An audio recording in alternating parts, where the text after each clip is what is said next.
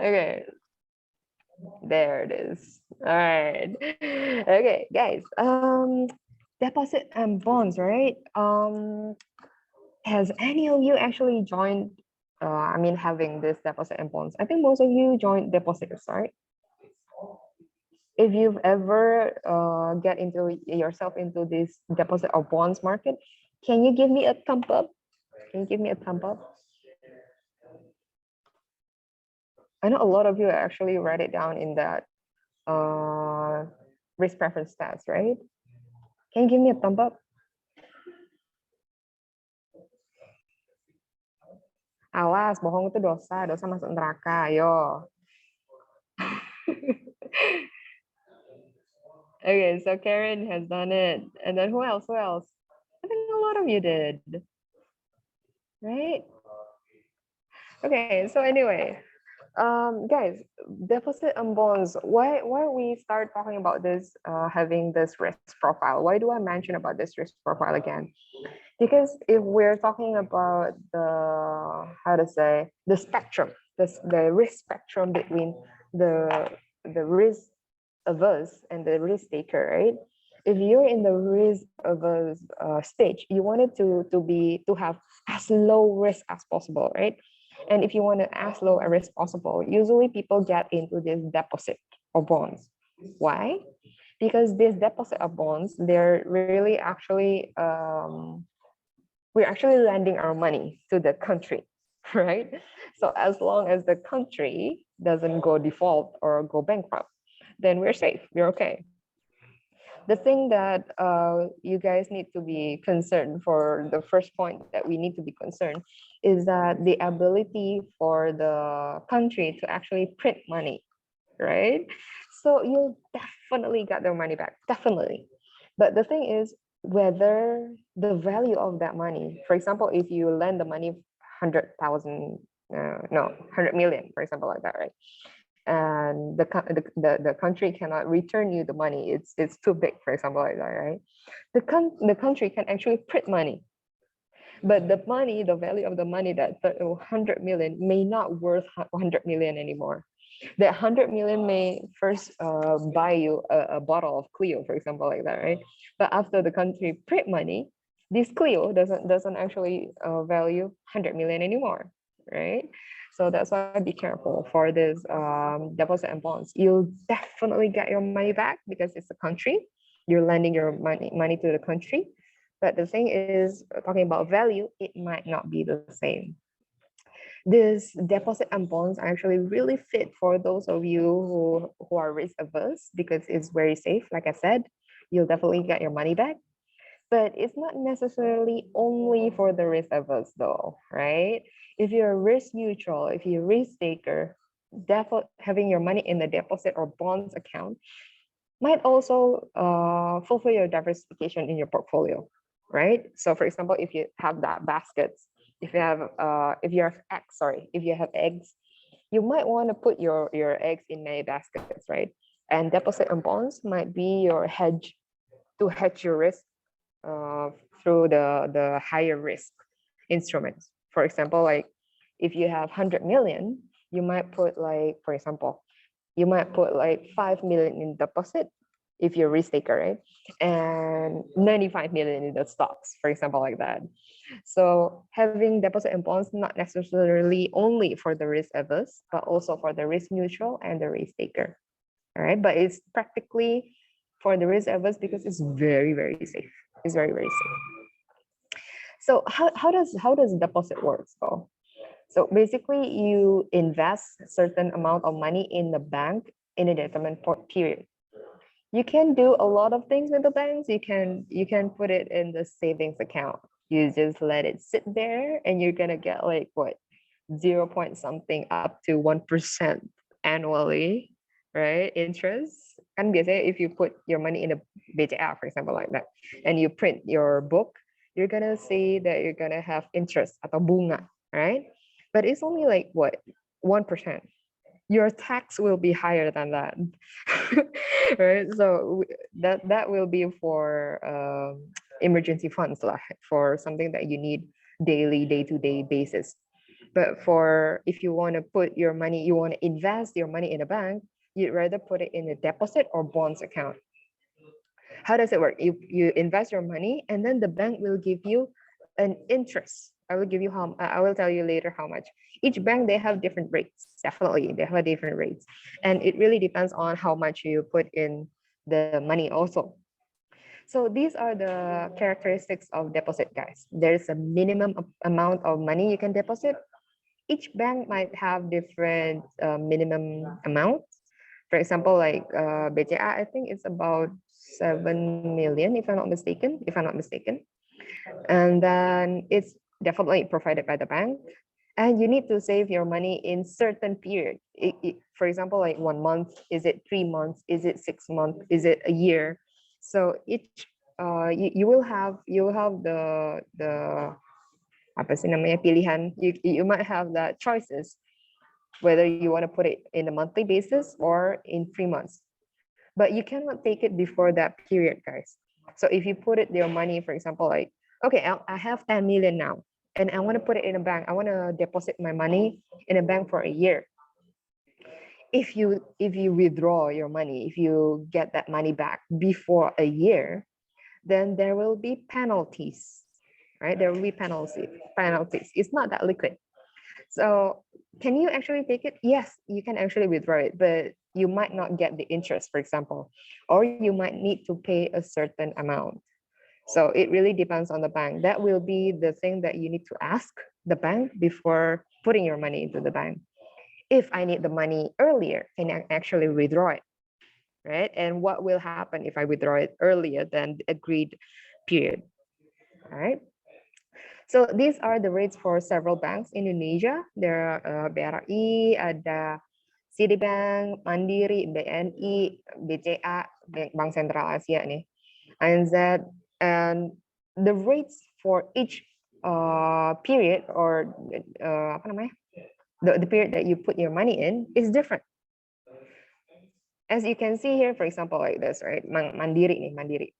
If you put your money, if, for example, if you have 10 million, right? If you put that 10 million in a bank and you want to put it in deposit for monthly basis, then you're going to get 3.63% annually for that 1 month.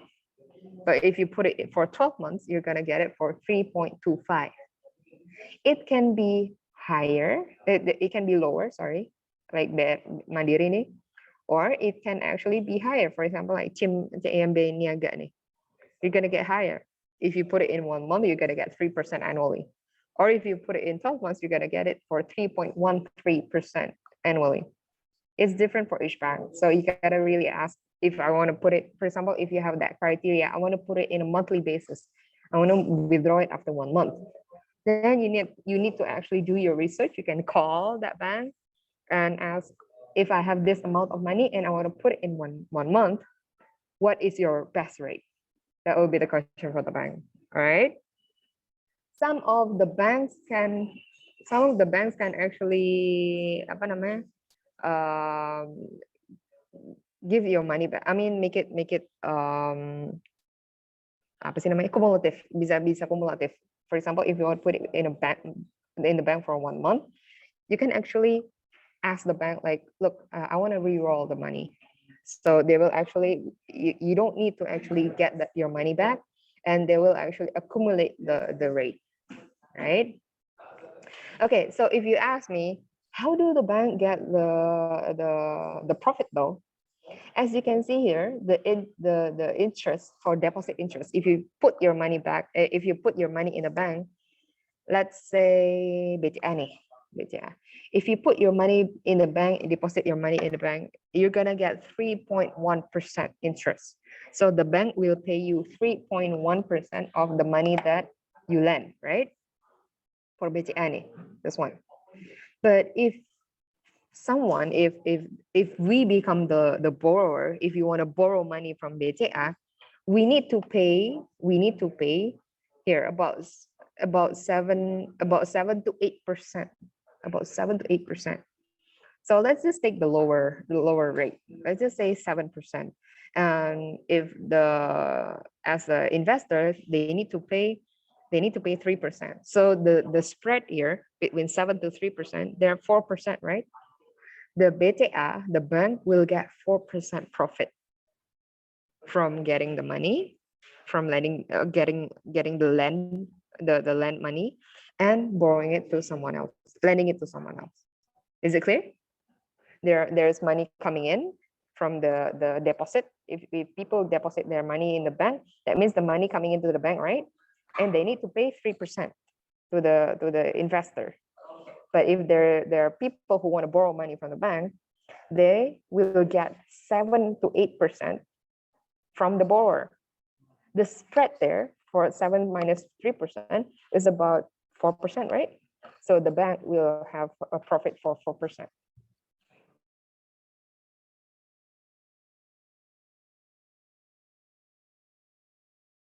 Right? Is that clear for this part? Lower when it's longer.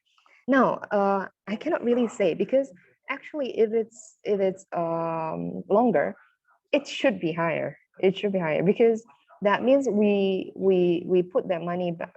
We put our money there with no certainties, right? So we are bearing risk here. We're bearing risk. That's why we actually demand higher interest if we put our money in the longer term. And the bank doesn't need to have that fuss of finding new investors to actually lend their money back to the borrowers, right? So us as a investor, as us as the ones who actually put our money in the bank, who deposit our money in a bank, we should actually get higher return if we put our money longer in a longer period of time in a bank. Gitu. But some of the bank might consider it if you put your money longer, that means it's less fluctuative, right? That's why several banks might have lower return for lower period of time. Does that answer your question? Okay, thank you so much. So that will be it, right? Every single bank, they have different regulations. That's why if you want to deposit your money, you should call one by one the banks that you actually trust and you are accessible to.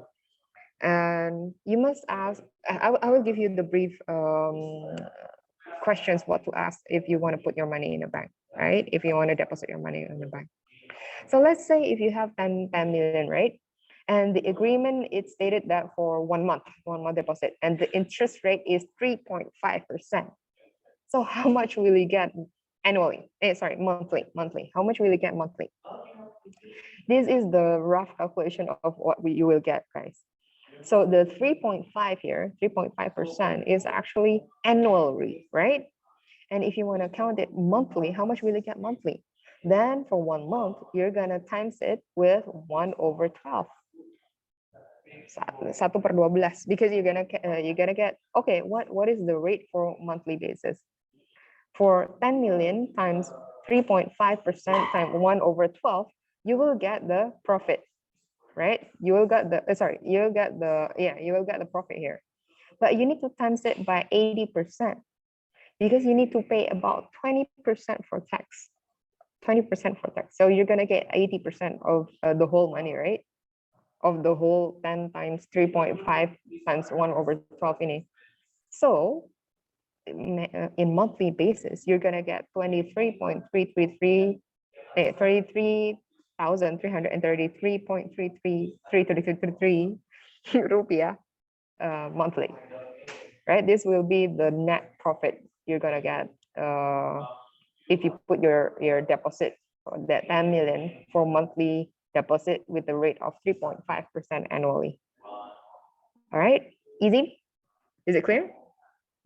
10 million times 3.5%, the rate, times 1/12, the monthly, times 80%, deducting the tax.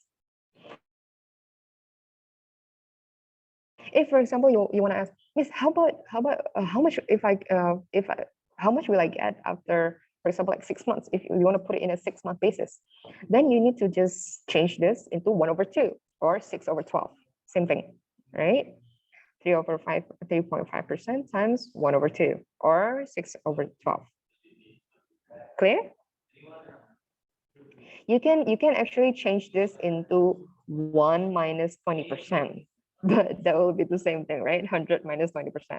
That's why we just write it down as 80%. Okay, all right. Will this be in the test? Will this be in the quiz? Mm, no, no, there will be no calculations in the quiz. But you guys, deposit is such a very standard and basic instrument.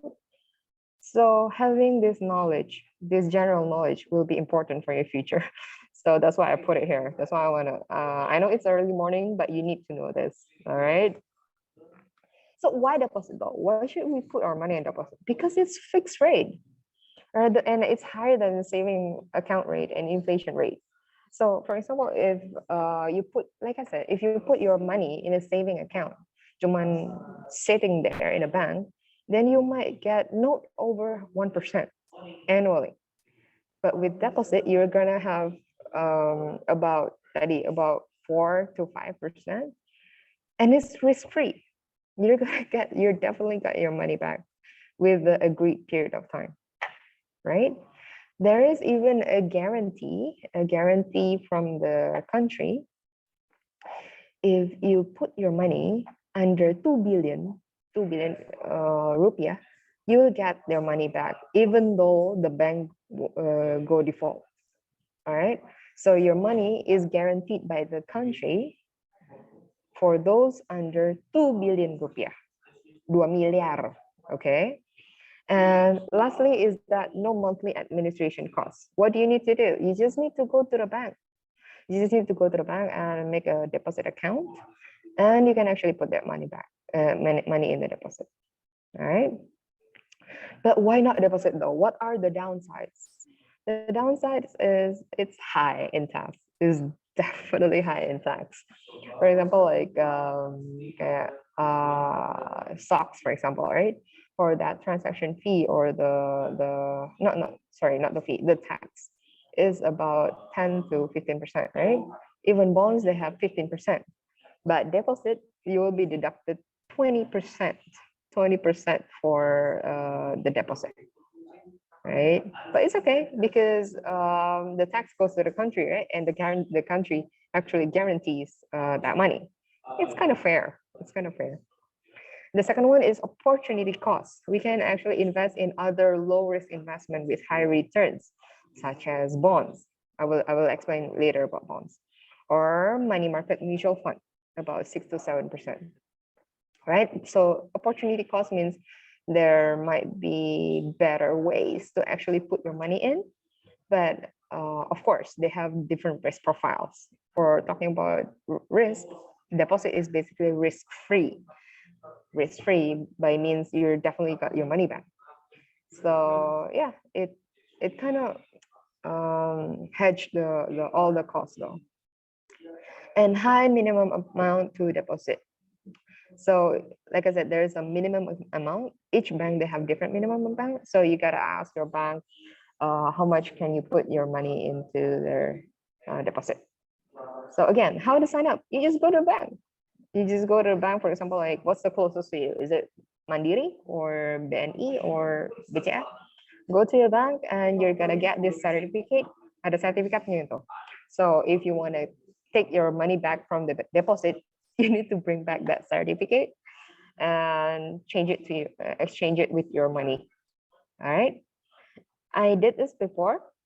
I almost lost the certificate because I didn't think that is very important. That was my bad. I almost cannot get my money back, but thankfully I did. I hope that you didn't. You don't actually follow my steps. So. All right. But other than banks, guys, other than banks, there are also online registration. For example, like Genius. For those from Surabaya, kan, if you go to the malls, for example, like PTC, right? You're gonna be offered by Genius. Kak, udah tahu soal Genius? Kak, udah sign up dengan Genius ya? Ayo Kak, tinggal download kan gitu kan? It's for investment actually, and they combine. They have this feature to actually have this deposit, right? You can just sign in. You just have to sign up. Sorry, you just have to sign up. All right, so if you're interested, guys, find out these several questions before you decide to invest in deposit. For example, like, could I withdraw my money before the maturity date? By maturity date, ini maksudnya 1 month, 3 months, 6 months, 12 months. Can I, if you agreed for like 6 months, can you actually withdraw your money before 6 months? If yes, what will be the consequences? Is it only just not getting the interest, or should I be penalized? Ada penaltinya nggak? Do I need to pay an amount of money? You need to ask that in advance, all right? And then if I choose more than a month period, will my interest be compounded every month or every several period, or not compounded at all?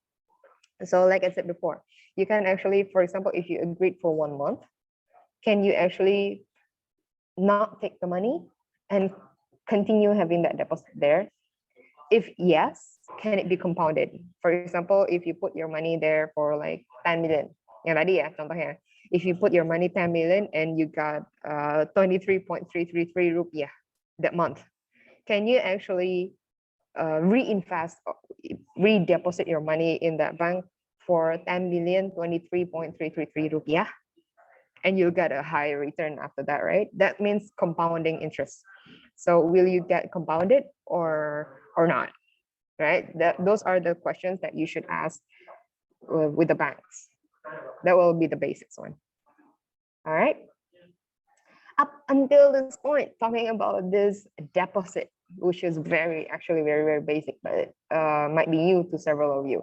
Most of you might get your parents to actually put that money in the deposit, right? But do you have any questions? Do you guys have any questions? You can write it down in the chat. Same like bonds later on. Once you got a question, please just directly ask in the chat room. All right, I will not be mentioning name, don't worry. Okay, if it's clear, can I see a thumb up from everyone? Give me a thumb up. Give me a thumb up.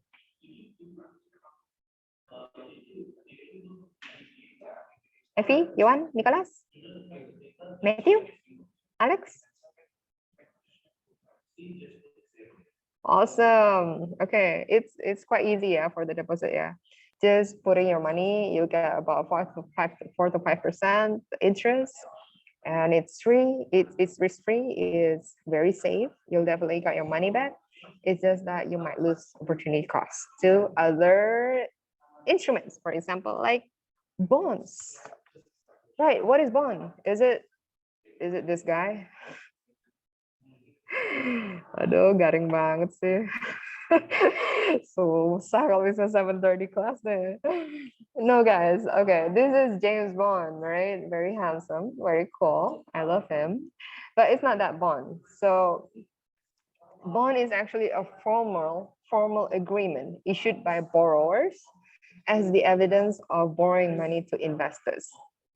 To put long story short, it's a paper-based agreement. Okay, it's a paper-based agreement telling like, look, I borrow your money, and that paper will be used as a guarantee to agreement for guarantee that you'll actually give that money back. It's basically that. So if you go, so for example, if you want to borrow money and you write your money, you write it down in a piece of paper, and you give it to your mom. Look, mom, I have a bond. I have a bond to offer. Then you might actually do it, right? It's a formal agreement issued by borrower as the evidence of borrowing money to the investors. So it's just a piece of paper, right? But this piece of paper, it contains legal aspects. All right, it's not just a piece of paper. It contains legal aspects. It's an agreement to actually saying, look, I'm borrowing money, right? I'm borrowing money. Like this. Hey, I need money. Could I borrow it to you? I will return it to you after 3 months, and I will pay you interest every month. Okay, that sounds interesting. Let's make an agreement. That will be called bonds. All right. So guys, bonds atau kalau misalnya bahasa Indonesia itu obligasi. Okay. The English is not obligation. All right. It's bonds. Bond or obligasi ini it can be issued by both government or company in general. Okay, it can be issued, atau anyone can actually issue, minta these bonds. All right, it's just that we're going to talk more about governmental bonds, and I will mention a bit later for the bonds issued by the companies. All right, this agreement should actually include these four things, guys: the amount borrowed or the face value. For example, like tadi 10 million. Okay, I need to borrow 10 million. Then that 10 million must be in the agreement. The loan period or the maturity date. Okay, I need that 10 million for 3 months. That 3 months is the loan period. And then the coupon rate. Okay, then I'm gonna have it for example, 4%, for example, 4% annually. And I'm gonna pay it in monthly basis, for example, like that. Or I'm gonna pay it all after the payment is done, along with the face value, for example, like that. So the coupon rate and the coupon payment policy, how are you gonna pay that coupon is must be stated in the agreement, in this bond agreement. All right. If you want to get into a bond, these four must be in that agreement. Easy. What will you get? You will get a coupon, or what we call interest, every agreed period directly in your saving account with 10% tax deduction. It's between 10 to 15%. Yeah, it's between 10 to 15%. So of course, you will get your money back in the maturity date. All right. You can get that capital gain if you sell your bond in secondary market, such as sell ori. I will explain about this later, because in this bond, in this obligasi, you will have that primary market and secondary market. You know about the concept of primary and secondary. So for primary are those yang doing it in the intrinsic amount. So for when it first got issued, for example, like this, right? When it first got issued, then you will be the one holding in the primary account. In the primary account. For example, like this SBN ya, di SBN ya. So BCA atau Welma will actually issue a bond, starting 18th of starting 18th of February.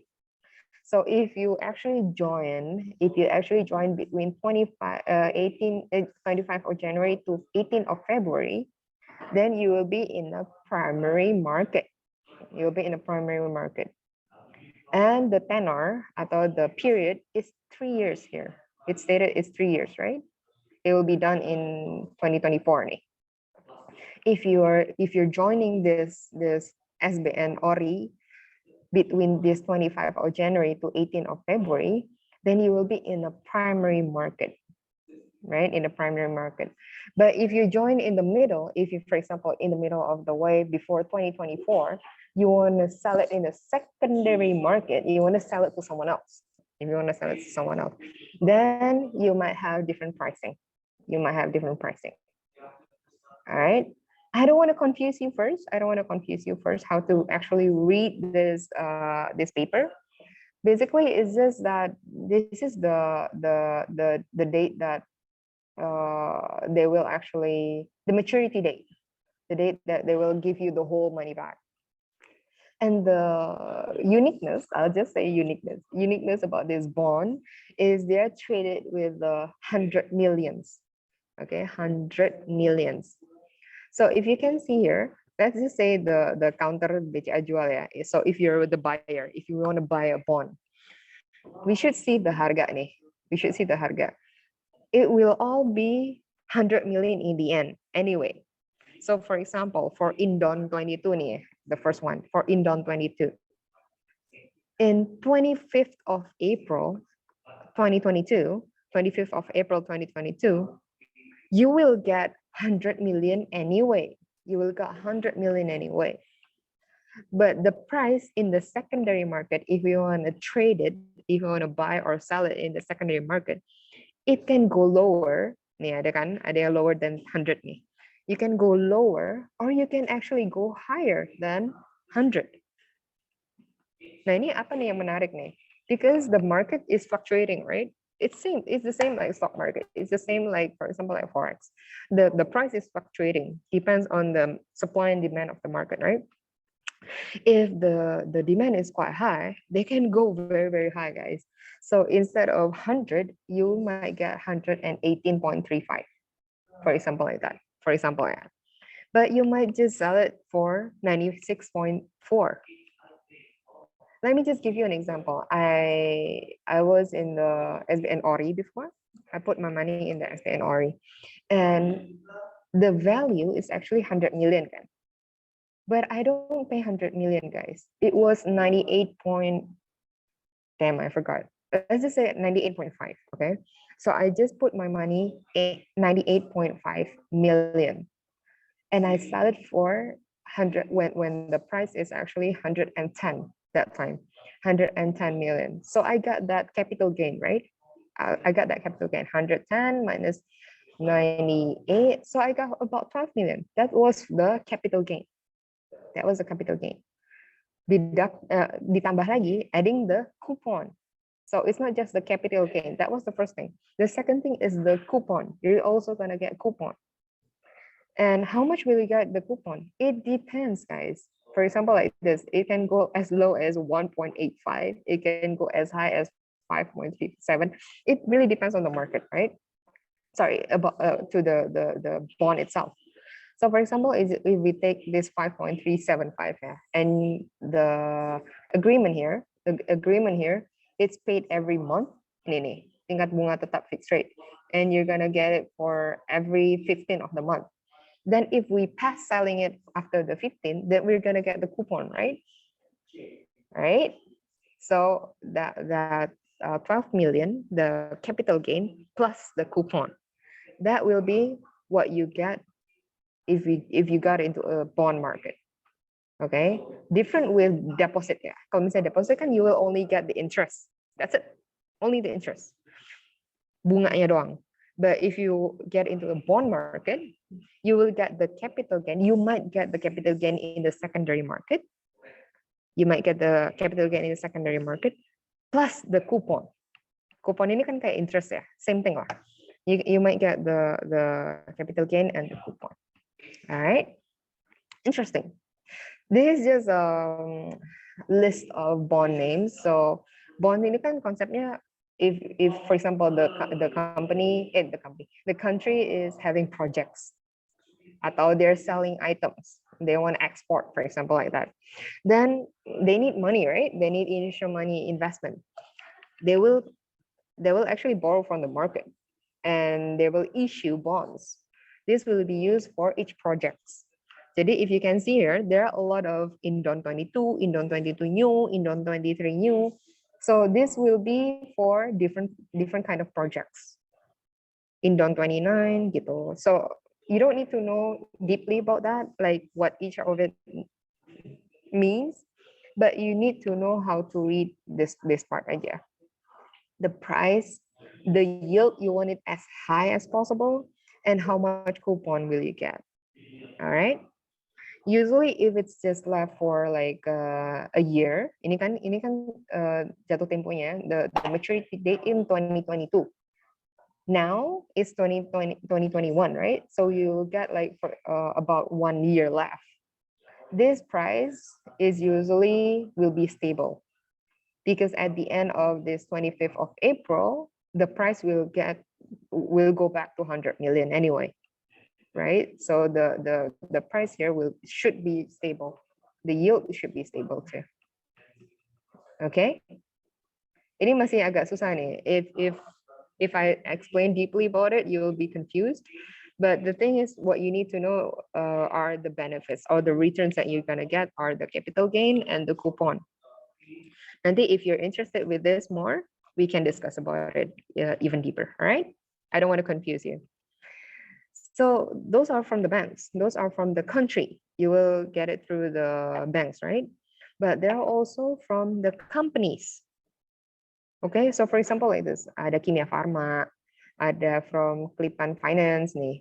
Jadi it really, every company, if even you, if you're having your own company, you can issue a bond, right?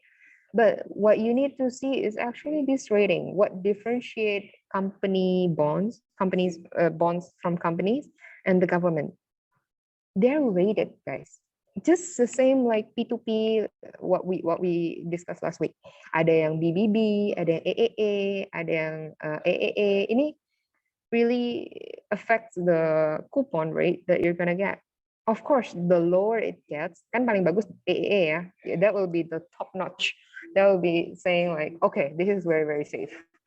But if it's like, for example, ada yang C, for example, ya, atau here is BBB gitu ya, then the interest or the coupon that you will get must be the highest compared to any other apa namanya, companies here with a higher rating. All right, same concept with P2P. The higher your rate is, the lower the interest that you're gonna get.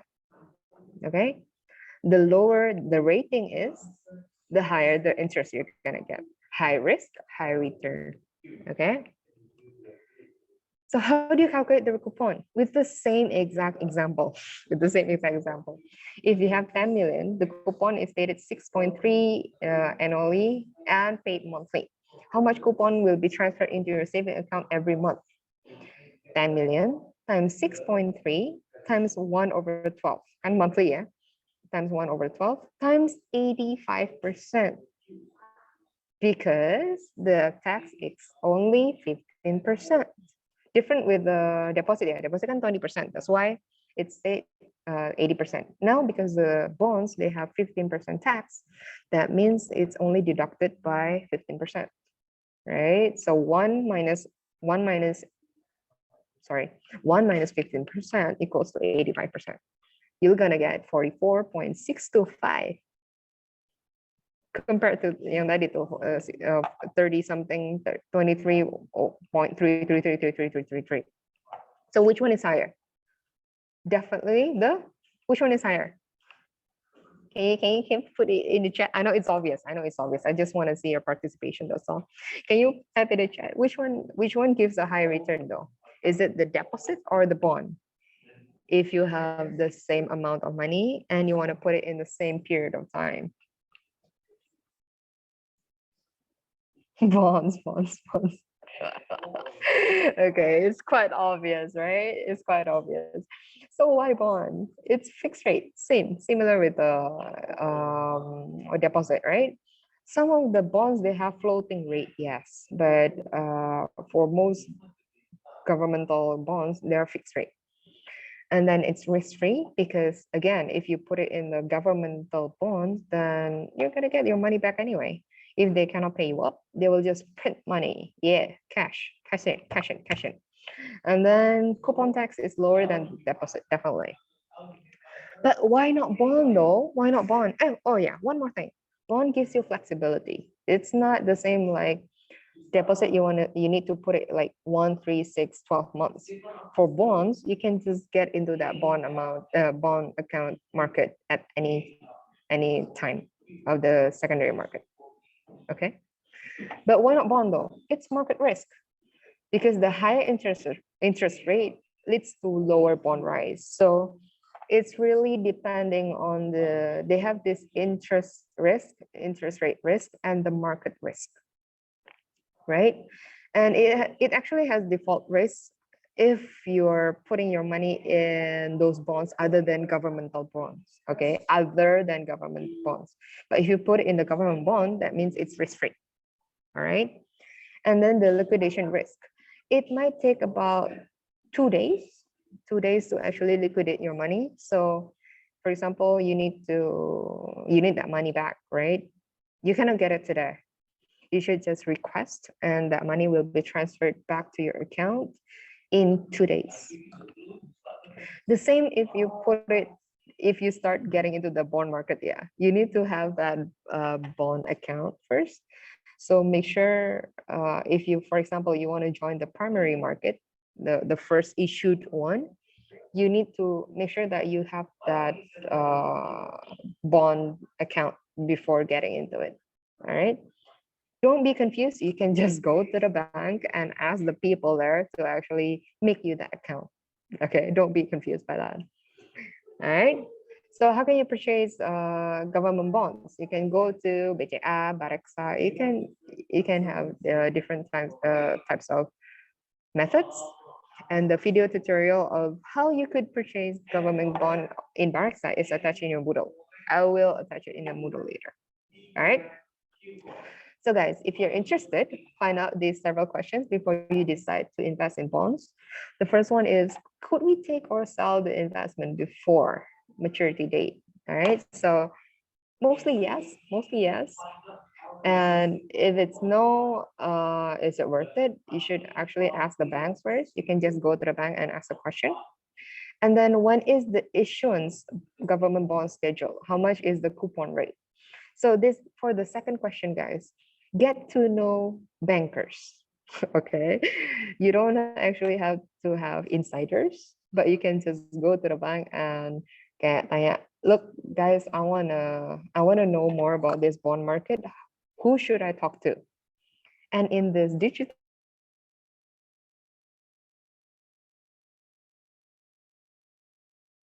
era, you can just ask for their numbers every single day. Like, hey, can you actually update me in the bond secondary market every day? You can just ask that to them, and they will send you the report for every single day in this bond market. All right. Get acquaintance lah in the bank for bankers. Guys, you will not fully understand unless you try. So these are the basic concepts, the very general information about deposit and bonds. But you need to really actually do it yourself. Don't let others do it for you. Don't let your parents do it for you. Have, for example, like if you have, for example, you have 10 million, try to go to the bank and deposit your money yourself. All right. For bonds, it's gonna be a bit harder because you will require about 100 million, about 100 million to actually get into the market. Unless it's a primary market. So primary market, you can go as low as 100,000 actually. But for secondary market, you need to have 100 million, about 100 million to actually get into that market. Okay. So have you set aside your money for investment? Up until this point, do you have any questions?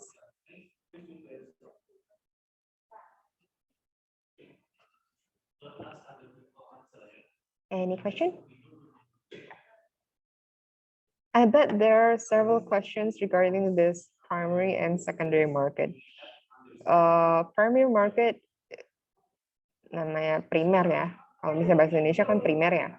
For this primary market, that means that when the bond is first issued, for example, if you, okay, let me just break down. 10 million for 3 months, 3.5% rate, and then monthly. So guys, for example, oh, you cannot see the paper. God damn it. Okay, so for example, if I have this issuance, I want to issue a bond for 10 million for 3 months with 3.5% annually, and I'm gonna pay you up monthly. The first time I issue that bond, and you buy that you want to invest in the primary market, you want to invest it in the very first time, then you will get into this primary market. This primary market will be the first holders of that bonds, of that paper. Okay, the first holders of that paper. You can, for example, put it like a million, only a million. It's okay. Can. But if you, for example, if you hold that 1 million already, right, and you want to sell it, you can just go to the bank and sell it. Usually banks receive that that amount. And then, for example, if you want to buy other bonds, but it's not issued anymore, so it's in the secondary market, it's been held by the bank already, that means you require about 100 million to get into that market. Okay, and you might get that capital gain. Kalau misalnya for primary market, there will be no capital gain. Okay, only the coupon. Only the coupon. Right. So that will be it for the bonds. No question?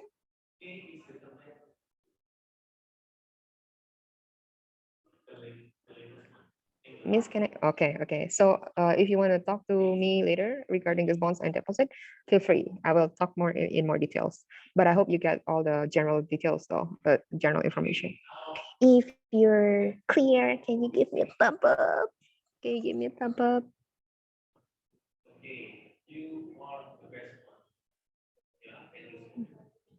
Yay! Thank you, Fonny, James, Evelyn, Nicholas, Bernard. Okay, most of you are clear. I'm glad. I'm glad. So, some final information before forex.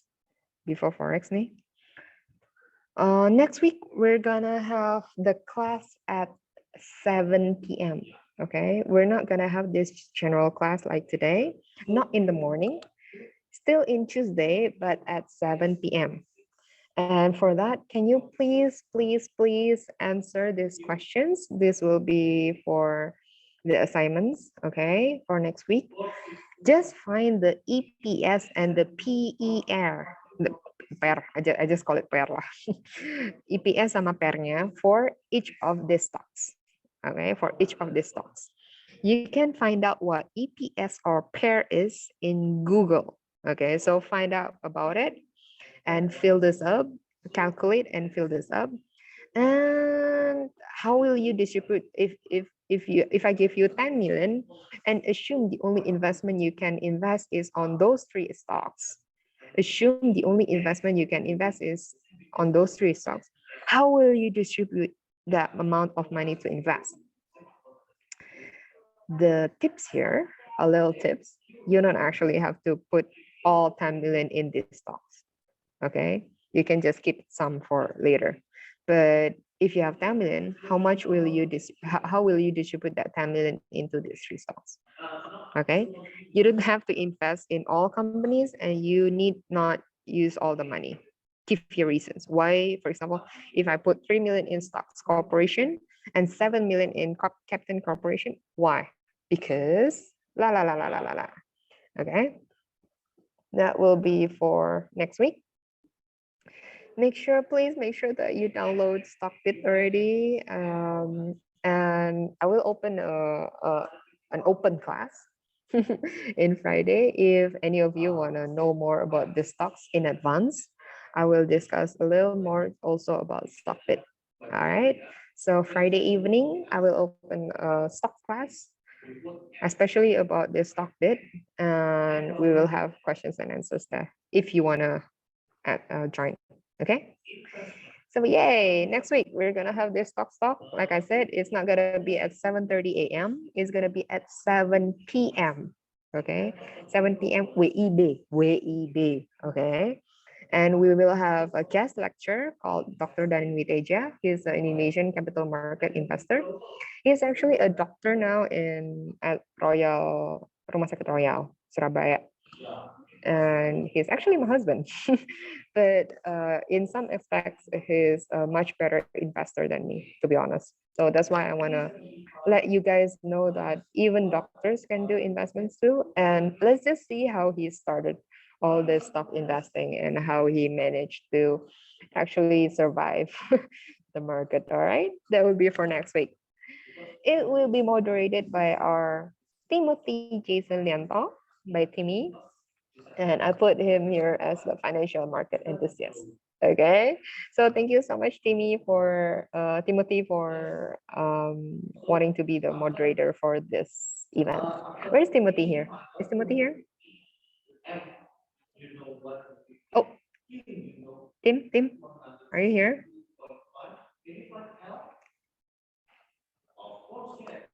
No? Tim? Okay, wait, I have several questions here. Friday, what time, yeah, miss? Friday at 7, yeah, 7 p.m. WIB. 7 p.m. WIB. And then, miss, if we want to sell the bond to secondary market, who will we sell it to? The bank. Or where and how? Hey, just curious. It's to the bank. You can just go to the bank. Look, I have this bond and I would like to sell it. So that will be, wait, hold on. Let me just go back a bit. Okay. So you can see here, there's counter BCA beli and counter BCA jual, right? For counter BCA jual, it will be for us if we want to buy. If we want to buy from them, we will use this pricing. Sama kayak forex ya, mirip ya. If we want to sell it, then they will, harganya, the price will be here. Means if, for example, in the primary market, I only buy it for 10 million, for example, then it will be, for example, yeah, if you want to sell this in DON 22, then it will be 100 over, sorry, 103.3 over 100 times your amount, 10 million tadi. That will be the price. That will be the price for the BCL to actually buy your bonds in the from the primary market. Does that answer your question? I see, Okimis, thank you. What if the company bonds still through banks? No, to the company itself. Makanya agak susah tuh kalau misalnya company itu, you need to deal with each company itself. They have higher risk because you might need to deal with the company itself sih, gitu. Okay, Miss, for open class on Friday, you will send the link on the line group. Yes, I will send the link on the line group. It will be 45 to 10 hours lagi gila. 45 minutes to 60 minutes an hour in Friday. So for some of you who wants to know more about it, feel free to join. Okay. I will still talk for only one person though. So I'll be happy if you guys join. All right. So anything else? What else? That will be for today. Next will be for forex. So if you guys are tired or don't want to listen to this anymore, you can just leave. If you want to hear about forex, it will be just a brief moment. Please stay. Okay. And guys, feel free to write your questions directly in the chat room. I will try to answer it directly too. Okay. So guys, thank you for today. We've been talking about P2P. We've been talking about deposit and bonds, right? We know what the risks are, what the returns are, and how to actually get into those markets, right? And now we'll be talking about forex. So before we get into this forex thing, any of you got into that robot thing already? Can you give me a thumb up? Any of you get into that robot thing already? It's not necessarily about forex though. Some of the robots are included or gold. There's this cryptocurrency. Not so much in stocks though, but mostly in forex. Any of you? Or got offered by it? I know a few of you did. So guys, just a disclaimer. I'm not keen into this robot thing, right? And I'm not in their side, but I think you guys need to consider the risks and the returns. If you can actually bear the risk, if you can actually accept the risk, then feel free to join. Okay, but get to know about these basic fundamentals first, and then make your decision. Okay. And the person that I will invite to our forex class is actually selling his robot. So if you're interested, you can actually call him and get your money. Kan you can see, I don't know, yeah, for my Instagram nih, if I every day when I open my Instagram, there will be people reporting, showing all their profits every single day. Hey, look, I got like 300 something today. Hey, look, I got 30 something today. Just by 1 month, they will get like 20%, for example, like that, right? So I want to talk about this a bit deeper,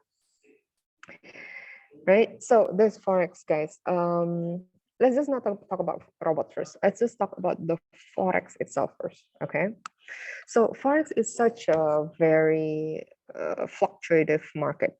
It goes up, it goes down, very volatile. It's very volatile.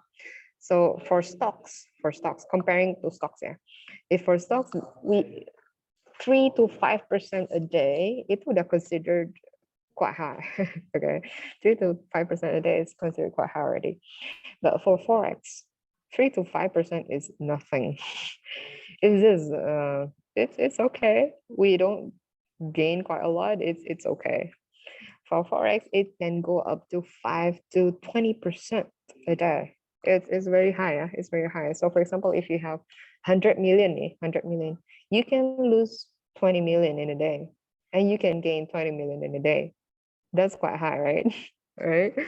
In a day, in a day. Right? So forex is very fluctuative and different with stocks. The fundamental for stocks itu kan we talk about a company, right? For forex, we talk about a country. So it's between USD and yen, misalnya contoh gitu, USD and euro, for example, like that, or Indonesian and rupiah with yen, for example, like that. For example.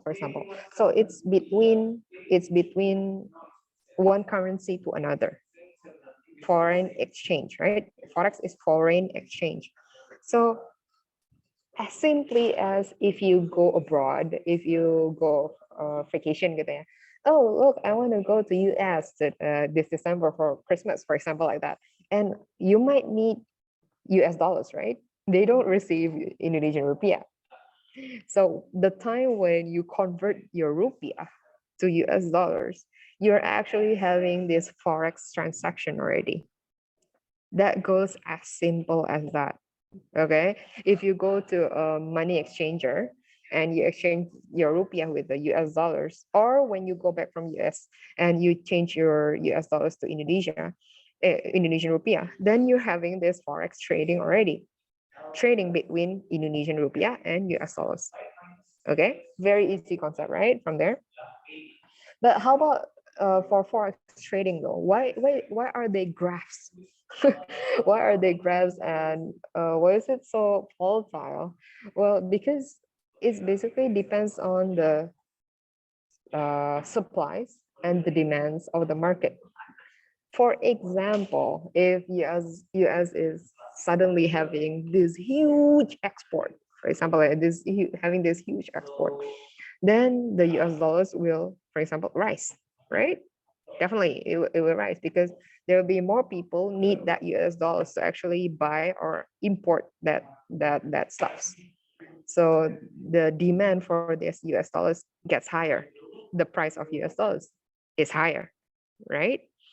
And that will be the items to actually trade in this forex market. If, for example, you go to this forex market, you are really needed to actually update with the news.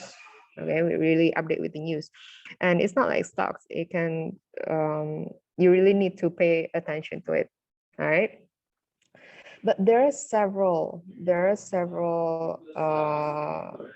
okay, we haven't gone into this copy trade though, but for robots, right? For robots, that will be for forex. For robot itself, there are several services that you can actually do. What robots do, they actually have this apa sih namanya algorithm, right? There's this algorithm, and most of this algorithm is copying someone else's. Is copying someone else's. That's why if you go to this stock markets and you find robots, you will find a lot of different types of robots. But basically, they might be copying one trader or two traders at a time. Now, there are different types of robots, guys. Be very, very, very careful, okay? So there, we can actually, I love this guy. I will give you the link of YouTube. He explained it very, very clearly. There are 5 different services in this copy trade for this robots thing. The first one is full service. Full service. So this is what actually trending. Be careful. This is what actually trending malahan. So you will need a huge amount of money. Minimum kalau nggak salah about 9 million, yeah, 9 million. Let's just round it up to 10 million, okay? And that 3 out of that 10 million will be used to buy that robot, to actually acquire that robot. You will not know the algorithm. You will not know how they set up their when they're gonna sell, when they're gonna stop the loss, how many lots they're buying. You're not gonna get that. It's a full service, right? So you just have to sit there. You just have to sit there and find someone else to actually join. Usually that would be the trick, right? You will get, like, for example, like 20 to 25% to even 30% monthly. That is out of the world. To be honest, if you compare it, we talked about deposit and bonds, right? If you compare it to deposit and bonds, you will get like what, 5% annually. These robots, it can offer you about 20% monthly. That is insane, guys. That is insane. But you will not know how they work, right? That's the downside. If you're having this full service, ini yang paling trending nih. If you're having this full service, then you might not know how will your money gitu loh, how will your money be traded, okay? Be very very careful though. If for example, if it's a built-in broker, misalnya contohnya ya, so the broker ini kan kalau misalnya for full service nih, let me give you a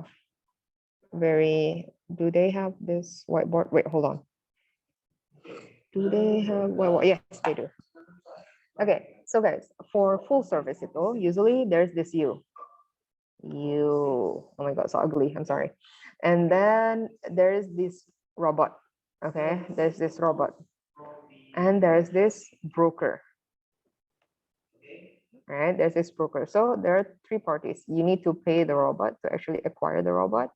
And then and that robot will buy from the broker. It's something like this, right? But that will be for the full service.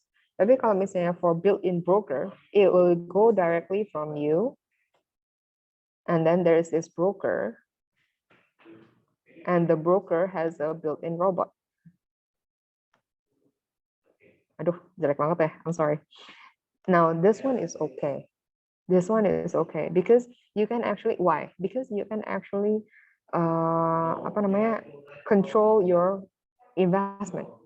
You can actually control your investment. You know where you put your money in. You know which people, which traders are you gonna copy, which algorithm you're gonna copy, and you don't need that much investment at the start. Nih, start dananya kecil nih. It's easy to diversify. It's very flexible. You know which trader you're gonna copy. The brokers are mostly regulated. Wah, ini nih. This is very very dangerous, guys. So if I know that some of my friends offered me this before, right? Some of my friends, it's not just one or two. Some of my friends offered me this, and I asked them, "Is it regulated?" And they said, like, "No, it's not regulated." Why? Because why does it need to be regulated? For example, like if you happen to know Jiwasraya issue, Jiwasraya is a mutual fund, and they went on a default, and it is actually regulated by the OJK. And that is the backstory, yeah. And my friends kind of use that as a reason, like, why should it be regulated by OJK? Even regulated by OJK kan nggak guaranteed. Now, the thing is, guys, they regulate, right? They meet regulations and they monitor. They have penalties. If it's not if even for those yang regulated by OJK can go default, gimana yang enggak? How about for those who are not regulated by OJK? It'll be worse, guys. That's why having this OJK regulations is very important, or Bapepti lah, for example, like that. So it needs to be regulated. It has to be regulated. If not, there are several issues also with these robots. They go on a default. They cannot pay up their investors. And what happens is it's our risk. It's our risk to bear, man. So we cannot actually go to a cop and say, like, look, they're not regulated, but the thing is, you agreed to actually get into this apa namanya, robots, even though you know it's not regulated, right? So it's our risk to bear. Okay, so ini for this 1, 2, 3, 4, this built-in broker, built-in MT, robot AI, and the third-party platform, itu are those that we can actually have control in. We can actually set up our own algorithm. We can copy as many traders as we can. We can diversify. Okay, if you have $400, for example, like that, and there are 4 traders, we can actually use the 4 traders algorithm. Different with the full service, we might not know their kitchen. We might not know their recipe because it's basically their secret recipe, right? And that's what's dangerous, guys. If you don't know how they just say play your money, then basically they're gonna get the commission because they're gonna get their robot sold already, right? But we're the one bearing all the risk. We're bearing all the risk. If, for example, the ada CM gitu ya, ada market cap gitu ya, then we're gonna lose our money. They will not lose anything. The risk is all with us. Don't just get lured by all the interest high interest offer, no? Because you really need to know, okay, is it transparent enough? Is it can I actually modify it myself? If yes, is it regulated? Because if not, then there'll be no there'll be no monitor. There'll be no one to monitor them, right? So be careful with these full service robots. It's typically having this modal besar awal. They have a very big initial investment, and they're not really transparent. Okay, be very, very careful. One of my, one of my advices, right? These are the 4 advices that I compile telling to my friends. Okay, I don't know if you type in the Google, if you type in Google, siapa sih yang kaya karena forex? Who got rich because they do forex? The first name that came out was George Soros. George Soros ini, he is rich not because of forex, guys. It's because of stocks. Okay, so yes, ada bagian kecil yang because of forex, but it's mostly stocks. Okay, so be careful.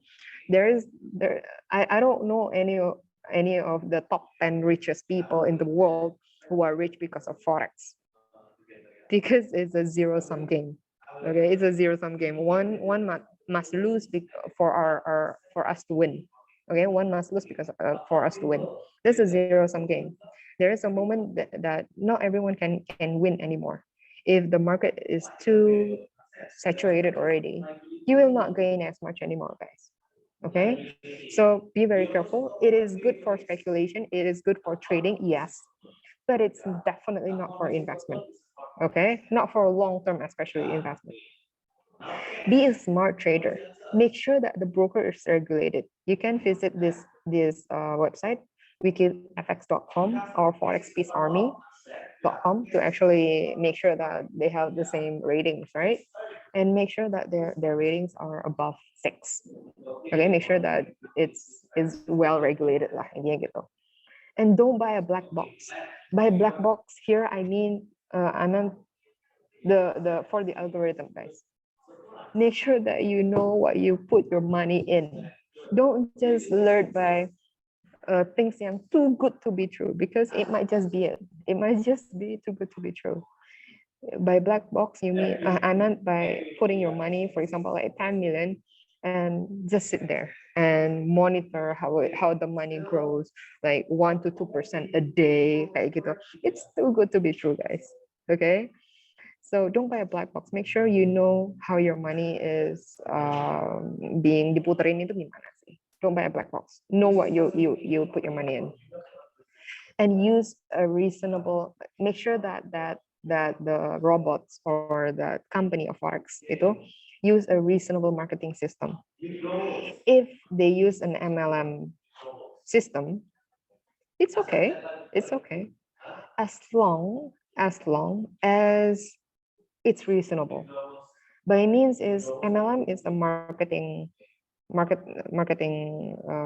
tactics, right? It's a tactic strategy. But there comes a time yang ada Ponzi scheme. If you know Ponzi, let me write it down. There are a lot of wait, hold on, let me write down. Ponzi scheme. If it's a Ponzi scheme, that means that there will come a time di mana they have enough money, the ones on the top gitu, and yang udah di atas itu, they have enough money, they're rich enough, and they just want to bail. If there is no one yang coming in already, udah nggak ada yang coming lagi, yeah, they just have to bail. Because here's the thing, guys, if they're offering you something yang too good to be true, something yang too good to be true, can you imagine this? Wait, hold on, let me try to write it down. MLM itu kan kerjanya gini ya. So one person, and then one person, and then they go like, okay, you need to find another. You need to find another. You need to find another. Now, can you imagine if this person gets in like 10 million?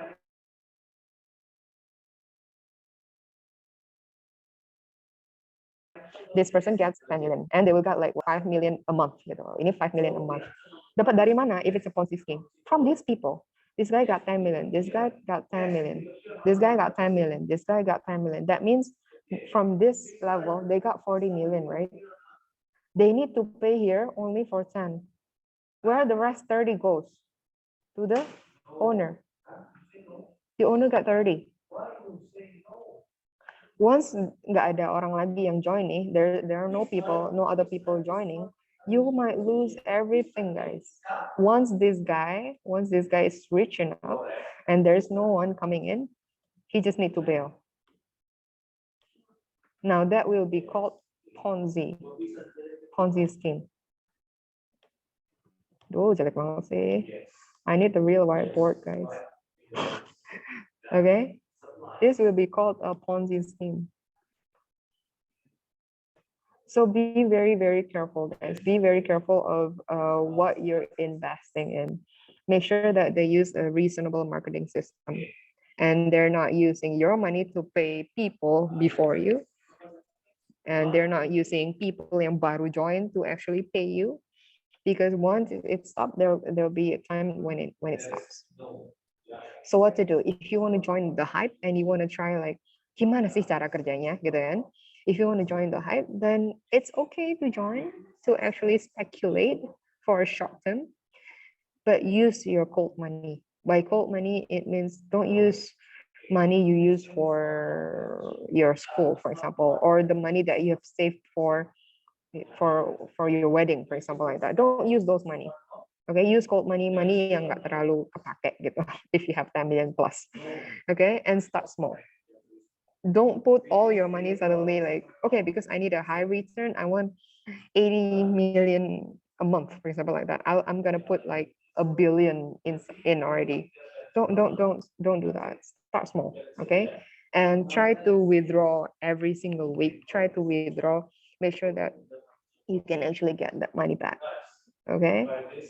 And the fourth one is don't rely on it for life.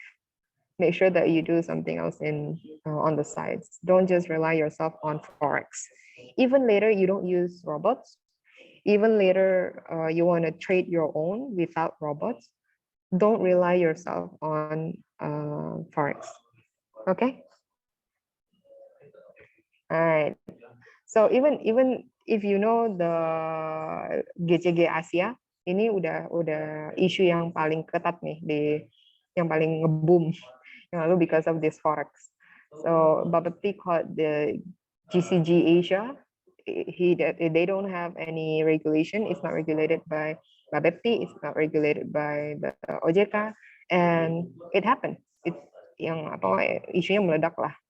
And I just want to make sure that you guys are not one of the victims, okay? And will not be one of the victims.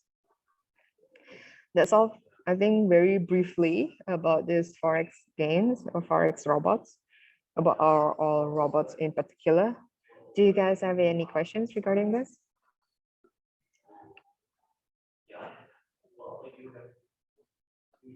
No question? Surprisingly, nobody leaves. Wow, okay. Okay.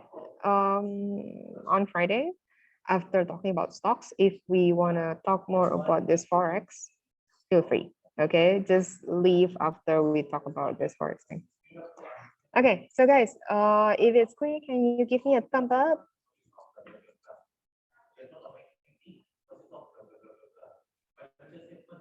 I'm not sure what I just talked about is quite clear though. It's very, very general to be honest. But okay, thank you for your thumbs. Do you mind turning on your video cameras, please? I just want to see your faces before we end the class. Hi, Zeke. Hello, ma'am. Hi, Denny, Melinda, Felicia. Hi. Karen in the outer space.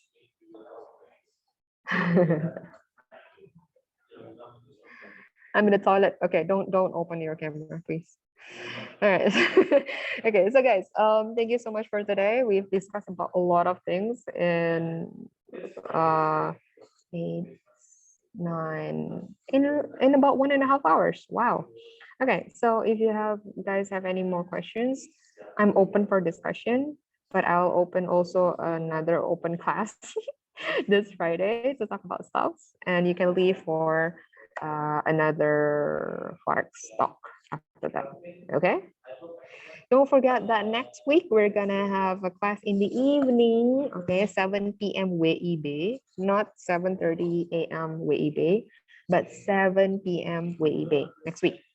Make sure that you do the assignments yang tadi Stark, Tony Stark, who else, and the other one, the clicking thing. I forgot his name, but make sure that you do it, and that will be for next week. All right. If you guys don't have any more questions, we can just end the class and see you next week. Thank you, guys. Thank you, Miss. Thank you, Bye. Miss. Thank you, Miss. Thank you, Karen, Thank you, Tini. ma'am. Thank you, Miss. Thank you.